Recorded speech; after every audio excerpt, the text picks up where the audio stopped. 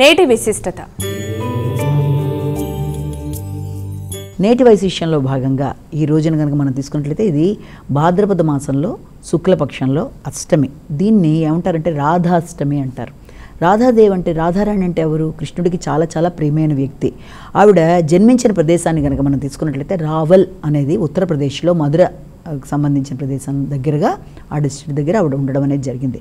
రావల్లో కూడా ఆవిడ ఎక్కడ ఈయనకి జన్మించిన తర్వాత ఆయనకి ఆవిడ ఒక చక్కటి ఆయన తండ్రి భాను ఆయనకి సంబంధించిన ప్రదేశంలో ఎక్కడంటే ఆవిడ ఆయన ఒకరోజు అమ్మవారి కోసం ప్రార్థన చేస్తూ అమ్మవారే తనకి బిడ్డగా పుట్టాలని చెప్పి ఆయన సుచేంద్రరాజుగా ద్వాపర యుగంలో ఆయన కోరుకుంటే ఆయనకి ఇప్పుడు ఆవిడ అమ్మవారు ఆ రకంగా రాధారాణి రూపంలో ఆయనకి కనబడడం అనేది రావల్ అనే గ్రామంలో రావల్ ధామ్ అంటారు దాన్ని. అది ఉత్తరప్రదేశ్లో ఉంది.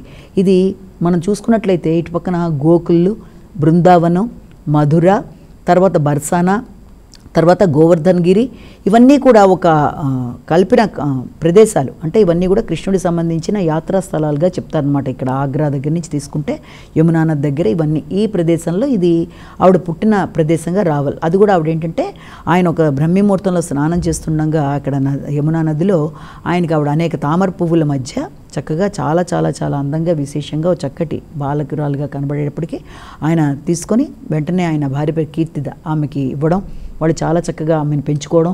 అలా పెంచుకుంటూ వచ్చిన తర్వాత ఒక రోజున అదే ప్రదేశానికి మనకి నారదుడు వచ్చి ఏంటి ఇక్కడ ఏది మీకు ఎంతమంది పిల్లలు ఏంటి అని అడిగితే శ్రీధామ అనే కొడుకున్నాడు, ఇంకో పాప కూడా ఉంది కానీ ఇంకా మాటలు రాలేదని ఆమెడు గురించి చెప్పినప్పుడు వెంటనే ఆయన అంటాడనమాట, అయ్యో అది అలాగైతే పని చేయండి, మీకు అమ్మాయి కూడా ఉంది కనుక ఈ సందర్భంలో మీరు ఏం చేస్తారంటే ఈయన పేరు వృషభాను, ఎవరు ఈ తండ్రి పేరు, ఆయన మిలియన్ ఆవులకి ఆయన అధిపతి అనమాట. ఈ తండ్రి వృషభాను, ఆయన భార్య కీర్తిదామయ్య అంటారు. వాళ్ళ బిడ్డగా ఈ రాధారాణిని వాళ్ళు పెంచుకుంటూ ఉంటారు. వెంటనే ఏం చేస్తారంటే నారదుడు చెప్తాడనమాట, మీరు ఎలాగైనా సరే వెంటనే ఇది ఒక చక్కటి ఫంక్షన్లా కండక్ట్ చేయండి, అలాగే నందగాంలో ఉన్న నందుడిని యశోదని వారి యొక్క నందలాల్ వాళ్ళ బాబుని కూడా పిలవండి అని చెప్తే అలాగే ఫంక్షన్లో అరేంజ్ చేయడం, వాళ్ళని పిలవడం. అక్కడ పెద్దవాళ్ళు మాట్లాడుకుంటుంటే ఏంటి ఇంత చక్కటి పాపకి మాటలు రాలేదు, కళ్ళు కూడా తెరిచి చూడలేదు ఇంతవరకు అని అనుకుంటున్నప్పుడు ఈ చిన్న పిల్లాడిగా ఉండే కృష్ణుడు పాకుతూ వెళ్ళి అక్కడ ఆమెని స్పర్శించగానే వెంటనే ఆవిడ కళ్ళు తెరుస్తుంది అనమాట. ఆ రకంగా రాధారాణి కళ్ళు తెరవడం, వెంటనే కృష్ణుడిని చూడడం, ముకుందుడి యొక్క ముగ్ధ రూపానికి ఆవిడ చాలా ముగ్ధురాలవ్వడం, ఇదంతా కూడా దాంట్లో భాగం. అయితే దీనికి ముందు ఏంటంటే వృషభాను తర్వాత నంద వీళ్ళిద్దరూ కూడా చాలా క్లోజ్ ఫ్రెండ్స్ అనమాట. వీళ్ళు ఈ కంసుడి యొక్క దానికి బాధపడి ఏం చేస్తారంటే గోకులం వదిలేసి నందగావుకి ఆయన వెళ్ళిపోతాడు. ఈయన ఏంటంటే ఈ రావల్ ప్రదేశాన్ని వదిలేసి ఈయన బర్సానా వెళ్ళిపోతాడు అనమాట. ఎవరు బర్సానా వెళ్ళిపోయింది ఎవరంటే వృషభాను ఆయన వెళ్ళిపోయి అక్కడ పిల్లల్ని చాలా చక్కగా వీళ్ళు తీర్చిదిద్దుకుంటారు. అంటే బర్సానా అనే ప్రదేశంలో ఈ రాధారాణి యొక్క డెవలప్మెంట్ అంతా జరిగింది. ఆ రాధారాణికి సంబంధించి ఆవిడ శ్రీమతి రాధారాణి గారికి ఆవిడ సంబంధించిన విషయాల్లో ఏంటంటే ఈ బర్సానాలో ఆవిడకి సంబంధించి చూడవలసిన ప్రదేశాల్లో ఏం చెప్తారంటే లాల్ అనే ఒక మందిరాన్ని చెప్తారు, శ్రీజీ మందిరం అని ఒకటి ఉంటుంది, అలాగే దాంతోపాటు కుసుమ సరోవర్ అని ఒకటి, ప్రేమ్ సరోవర్ ఒకటి, మన్మందిర్ ఒకటి, ఇలా చాలా ప్రదేశాలు ఉన్నాయి. అంటే ఆవిడని దర్శించే ప్రదేశాలు అనమాట. అక్కడంతా ఆవిడ యొక్క బాల్యం అనేది అక్కడ గడిచినట్టుగా చెప్తారనమాట. అక్కడ యాక్చువల్గా ఏంటంటే అసలు బర్సానా అనే ప్రదేశానికి ఆ పేరు రావడానికి కూడా కారణం ఏంటి అని చూసినట్లయితే బారిష్ అంటారు, వర్షాన్ని మామూలుగా కదా. బర్సానా అన్న మాటలో ఆ మాట ఎక్కడి నుంచి వచ్చిందంటే దీంట్లోంచి ఇక్కడ రాధారాణికి ఇటుపక్కన శ్రీకృష్ణుడికి వారిద్దరికి దైవికమైన ప్రేమ, ఇద్దరికి కూడా ఒకళ్ళంటే ఒకళ్ళకి విడదీయరానంత ప్రేమానురాగాలు వాళ్ళిద్దరి మధ్య ఉంటాయి కనుక వాళ్ళిద్దరి ఆటపాటలు, వాళ్ళిద్దరి యొక్క చిన్ననాటి స్నేహం, వారిద్దరి యొక్క లీలలన్నీ అక్కడ వాటిని ఎలాగైతే ఈ యొక్క వర్షంలాగా ధారలా కురిసింది కనుక దాన్ని బర్సానా అనే పేరు ఆ ప్రదేశానికి రావడం జరిగింది. చాలా చాలా అందమైన ప్రదేశం బర్సానా. ఆ బర్సానాలో ఉండే ప్రదేశాలు కనుక చూస్తే ఈ రాధారాణికి సంబంధించినవి అక్కడ మనకి భానుగర్, మాంగర్ అంటే ఉన్న 4 రకాలైన శిఖరాలు ఉంటాయి. భానుగర్ ఒకటి, మాంగర్ ఒకటి, విలాస్ఘర్ అని ఒకటి, ఇలాగా ఉంటాయన్నమాట. అందులో ఏంటంటే ఈ 4 శిఖరాలు కూడా బ్రహ్మదేవుడికి సంబంధించిన 4 తలలుగా చెప్తారు. అలాగే ఇక్కడ 2 కొండల మధ్య మొత్తం ఆ ఊరు ఉంటుందన్నమాట. అదేంటే మనకి ఇదేంటంటే విష్ణుకొండ, బ్రహ్మకొండ అని చెప్పి చెప్తారనమాట. తెల్లటి కొండ ఒకటి ఇలా ఉంటుంది. ఆ కొండల మధ్యలోనే ఈ మొత్తం ఊరు ఉండడం అనేది. అక్కడ ఈ భాన్గర్ పైననే ఈ యొక్క రాధారాణికి సంబంధించిన దేవాలయం చాలా చక్కగా ఆధ్యాత్మిక శోభతో వెలసిల్లుతూ అక్కడ రాధారాణి తర్వాత దానికి సంబంధించిన ఆవిడికి సంబంధించిన దాంట్లోనే కృష్ణుడి కృష్ణుడి యొక్క చిత్రాలన్నీ కూడా చాలా అలాగే ప్రేమ సరోవర్ అనే ప్రదేశంలో ఏంటంటే అక్కడ కృష్ణుడు వేణువు వాయిస్తున్నప్పుడు ఎప్పుడైతే రాధారాణి చాలా ఆనందంగా అవన్నీ ఆవిడ విన్నట్టుగా ఆ చక్కటి ప్రేమ సరోవర్ అండ్ ఫస్ట్ టైం వాళ్ళు కలుసుకున్న ప్రదేశంగా ప్రేమ సరోవర్ గురించి చెప్తారు. అది కూడా చాలా చక్కగా ఉంటుంది. అక్కడంతా ఘాట్లు అవన్నీ చాలా అందంగా దాని మీద ప్రయాణం చేసేట్టుగా ఉంటుంది. అలాగే దీంతో పాటు ఇంకోటి ఏంటంటే కుసుమ సరోవర్. ఆ కుసుమ సరోవర్ ఏంటంటే అక్కడ పడవ మీద కూడా ప్రయాణం చేయొచ్చు. అక్కడ ఆ ప్రదేశంలో ఏంటంటే కుసుమ సరోవర్లో చక్కగా అంతా కూడా కుసుమాలు అంటే పువ్వులు, రకరకాల అందమైన పూలు, వాసన వచ్చే పూలు అవన్నీ కూడా ఆవిడ చిన్నప్పుడు అవన్నీ కోసుకొని వెళ్తున్నప్పుడు కృష్ణుడితో కలిపి చక్కగా మాట్లాడుకుని వాళ్ళిద్దరు కూడా దాన్ని దండలు కట్టినట్టుగాను దేవుడికి అంటే సూర్యనారాయణ స్వామికి వేసినట్టుగా అలా ఆ పూజ కొరకు ఆవిడ తీసుకున్నట్టుగాను అలాగే కృష్ణుడు కూడా సహకరించినట్టుగా దాని గురించి చెప్తారు. ఇది కాకుండా రాధాకుండ్, శ్యామకుండ్ అని రెండు ఉంటాయి. రాధాకుండ్ అనేది ఏంటంటే అక్కడ అరిష్ట అనే రాక్షసుడు వచ్చి ఇబ్బంది పెట్టడానికి ప్రయత్నం చేసినప్పుడు కృష్ణుడిని కంసుడు పంపించినప్పుడు అతన్ని వీళ్ళిద్దరూ కలిపి బలరాముడును కృష్ణుడు కలిపి వధించినప్పుడు దాన్ని అరిష్ట అనేవాడు ఎద్దు రూపంలో వస్తాడనమాట. అతన్ని వీళ్ళిద్దరు కూడా ఇది చేస్తారు. అప్పుడు ఆవిడ ఆట పట్టిస్తుంది అనమాట. ఇదేంటి ఎద్దు అంటే ఆవు జాతిని నువ్వు ఇలా చేసావు తప్పు పాపం అన్నట్టుగా. అంటే అప్పుడు ఆయన ఏం చేస్తాడంటే తన పాదంతో ఒక చిన్న కుండు లాంటిది సృష్టించి దాంట్లో అన్ని నదుల్ని ప్రవేశపెట్టి దానివల్ల ఆ రకమైన శక్తిని తేవడం బట్టి అది శ్యామకుండ్ గాను పక్కన రాధాకుండ్ కలిసే ఉంటుంది. రాధాకుండ్ ఆవిడ కూడా వెంటనే ఒక కంకణంతో ఇలా గీసినప్పుడు అందులో నీళ్లు పడవు, కానీ ఈయన దాంట్లో కూడా నీళ్లు వచ్చేట్టుగా చేయడం అనేది అది చాలా చాలా విశేషమైన ప్రదేశాలుగా దాన్ని చెప్తారు. కాకుండా మన్మందిర్ అని ఒకటి ఉంటుంది. మన్మందిర్ అంటే ఏంటంటే అది మాంగర్ పైన ఉంటుంది, మాంగర్ అనే కొండ మీద.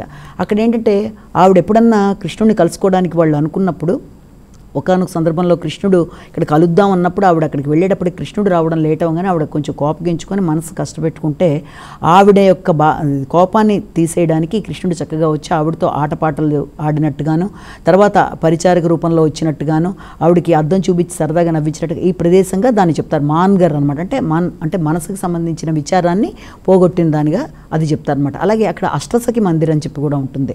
అలాగే లాడ్లీజ్ అంటే ఇక్కడ మనం ఈ యొక్క రావెల్ గ్రామంలో కనుక చూసినట్లయితే ఇక్కడ ప్రధానంగా ఒకటి ఉంది, రావెల్ ధామ్ అని ఉంటుంది. అందులోనే అమ్మవారు ఆయనకి దొరికింది యమునా నది సమీపంలో.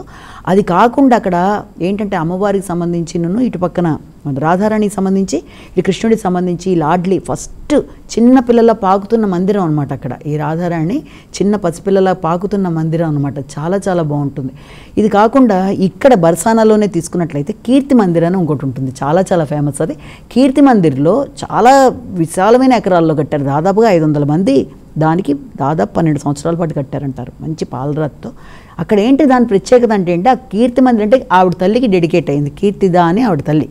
ఆవిడ తన ఒళ్ళో కూర్చోబెట్టుకుని చిన్న పాప రూపంలో రాధారాణిని మనం చూస్తాం అన్నమాట. ప్రపంచంలో ఏకైక మందిరం అది. అంటే రాధారాణి చిన్నపిల్ల రూపంలో ఆవిడ ఒడిలో ఉన్న ఇదనమాట. అంత ఫేమస్గా ఆ కీర్తి మందిర్ని చెప్తారు. అది కాకుండా రంగ్లీ మహల్ అని చెప్పి కూడా ఒకటి ఉంది. అక్కడ కూడా రాధాకృష్ణుల యొక్క దృశ్య కావ్యాలన్నీ కూడా మనం అక్కడ చక్కగా చిత్రీకరించి చాలా చక్కగా ఉంటుంది. ఇక్కడ మోర్ కుటీర్ అని చెప్పి ఇంకోటి అక్కడంతా నెమళ్ళు అంటే మోర్ అంటే నెమళ్ళకి సంబంధించిన కుటీరాలు అనమాట. అక్కడ ఇంకోటి కూడా ఉంటుంది, అది విలాస్ ఘర్ దగ్గర ఉంటుంది. అంటే ఈ కొండలు అనమాట ఇవి. ఈ విలాస్ ఘర్ అనేది, భాన్ఘర్ అనేది, మాంగర్ అనేది ఇవన్నీ 4 రకాల శిఖరాలు ఈ యొక్క దాంట్లో.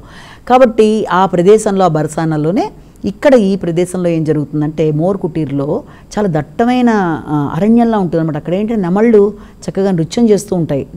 అది ఒక దైవికమైన ప్రదేశం. ఇప్పటికీ కూడా రాధాకృష్ణులు వస్తారు ఏదో రూపంలో అక్కడ అన్నట్టుగా వాళ్ళు చాలా నమ్మకంగా ఉంటారు. అక్కడ వాళ్ళకి చాలా చక్కగా ఆ యొక్క చేసినట్టుగా నృత్యాలు గోపికలు అందరూ కలిసి చెట్ల రూపంలో ఇప్పుడు ఉన్నట్టుగా వాళ్ళు వచ్చి నృత్యాలు చేసినట్టుగా చాలా చక్కగా చెప్తారు ఈ మోర్ కుటీర్ గురించి కూడా. అంటే ఈ మోర్ కుటీర్తో పాటుగా దీన్ని పరిక్రమ అనేది కూడా చేస్తారు. అంటే మామూలుగా మనం గిరి పరిక్రమ అని చేసినట్టుగా ఇక్కడ కూడా దాదాపు 3 to 5 కిలోమీటర్లు ఉంటుంది. ఈ పరిక్రమ అనేది దీంట్లో కూడా చెప్పడం జరుగుతుంది. అయితే ఈ శ్రీజీ దేవాలయంలో అమ్మవారు తర్వాత ఈయన అందరూ కూడా కొలువై ఉన్నట్టుగా ఉంటుంది. దీనికి కొంచెం దూరంలో అష్టసఖి మందిర్ అని కూడా ఒకటి ఉంటుంది. అంటే ఆవిడకి 8 మంది స్నేహితులు ఉంటారు. ఆ స్నేహితురాళ్ళు చాలా ముఖ్యమైన వాళ్ళు. సో ఇవన్నీ ఏంటంటే ఈ బర్సానా అనే ప్రదేశంలో ఈ రావెల్లో ఆవిడ పుట్టింది, బర్సానాలో పెరిగింది. అదే ప్రదేశంలో కృష్ణుడితో ఆవిడ గడిపిన జీవితం అంతా అంటే వాళ్ళిద్దరు కలిపి ఆటపాటలు, వాళ్ళిద్దరి యొక్క గుర్తులు, వాళ్ళిద్దరి యొక్క ఆనందాలు, వాళ్ళ జ్ఞాపకాలు అన్నీ కూడా అక్కడ మనకి ఇది జరుగుతాయి అనమాట. ముఖ్యంగా ఈ యొక్క రాధాష్టమి నాడు అంటే ఇవాళ రాధాష్టమి అంటే ఆవిడ యొక్క జన్మదినాన్ని పురస్కరించుకొని ఈ యొక్క బర్సానాలోనూ రావెల్లోనూ చాలా చక్కగా కార్యక్రమాలన్నీ జరుగుతాయన్నమాట. అంటే దాదాపుగా ఈ యొక్క రాధారాణి మందిరానికి వెళ్ళాలంటే 200 మెట్లు ఉంటాయన్నమాట. స్ట్రైట్గా ఇలా ఉంటాయి అవి బర్సానాలో భాన్ఘర్ పైన. అక్కడ చాలామంది పెడతారు. విశేషంగా దేశ విదేశాల నుంచి మనుషులు వచ్చి ఈ కీర్తి మందిర్లో ఏకైక చిన్నపిల్ల రూపంలో తల్లి ఒడిలో కూర్చున్న రూపంలో ఆవిడ కనబడుతుంది. ఇవన్నీ కూడా చాలా చాలా దర్శనీయమైన స్థలాలుగా దీనికి చెప్పుకుంటారనమాట. అంత విశేషమైన ప్రదేశంగా ఈ యొక్క రావెల్ ఆవిడ పుట్టింది, రావెల్ ధాము. అలాగే దాంతోపాటుగా ఈ బర్సానా అనేది ఆవిడ పెరిగిన ప్రదేశం. ఇక్కడ అంత చక్కగా ఆవిడ జీవితం అంతా కూడా అక్కడ గడిపినట్టుగాను, అక్కడ ఆవిడ ఆనందాలన్నీ కూడా కృష్ణుడికి సంబంధించి అక్కడ ప్రతి చోట కూడా కృష్ణుడి యొక్క పెయింటింగ్స్ కానీ కృష్ణుడికి సంబంధించినవి కానీ అన్నీ చాలా చక్కగా ఉంటాయి. ఇప్పుడు దాన్గర్ అనే ప్రదేశానికి కూడా సంబంధించి ఏంటంటే ఆ దాన్గర్లో ముఖ్యంగా గహ్వర్ ఖాన్ అని చెప్పి గహ్వర్వాన్ అని చెప్పి అక్కడ కూడా ఒక మంచి ప్రదేశం. ఆ దాన్గర్ యొక్క విశేషం ఏంటంటే రోజు అక్కడికి వచ్చి పూలు తీసుకొని దేవుడి దగ్గరికి భగవంతుడికి సూర్యనారాయణ స్వామి పూజ చేయడానికి అమ్మవారు పెడుతుంటే రాధారాణిని ఈయన ఆటలు పట్టించడానికి నువ్వు ఇలా పెడుతున్నావు కాబట్టి నువ్వు పన్ను కట్టాలి అని చెప్పి ఆవిడని దారిలో ఆపి ఆటకాయితనంగా ఇది చేసినట్టు, ఆ పన్ను కట్టడానికి ఆవిడ నిరాకరిస్తే ఆవిడతో ఉండే యొక్క చెలికత్తెలందరూ కూడా ఆయనతో సమాధానం చెప్పినట్టు. అలాగా దాన్గర్ అంటే ఏంటంటే ట్యాక్స్ చెల్లించే ప్రధానంగా దాన్ని చెప్తారనమాట. అంటే ఆ యొక్క ట్యాక్స్ లాగా అంటే పన్నులు చెల్లించినట్టుగా. ఇలా రకరకాలుగా బర్సానా అంతా కూడా ఆవిడ యొక్క జీవితం, రాధారాణికి సంబంధించిన జీవితం అలాగే అయింది. చాలా చాలా అట్టహాసంగా రాధాష్టమి వేడుకల్ని జరిపే ప్రదేశంగా మనం ఈ రావెల్లోనూ అలాగే ఈ యొక్క చొప్పందాన్ అని చెప్పి 56 రకాల పిండి వంటలతో ఈ రోజున ఆవిడని కృష్ణుడిని జన్మాష్టమికి ఆయన్ని అలాగే రాధాష్టమికి ఈవిడిని ఇద్దరిని అలంకరించి నూతన వస్త్రాలు కట్టి 56 రకాలైన స్వీట్స్ రకరకాలైన పలహారాలతో నైవేద్యం పెట్టి చాలా అట్టహాసంగా చేసే ప్రదేశంగా దీన్ని చెప్తారనమాట. నమస్కారం.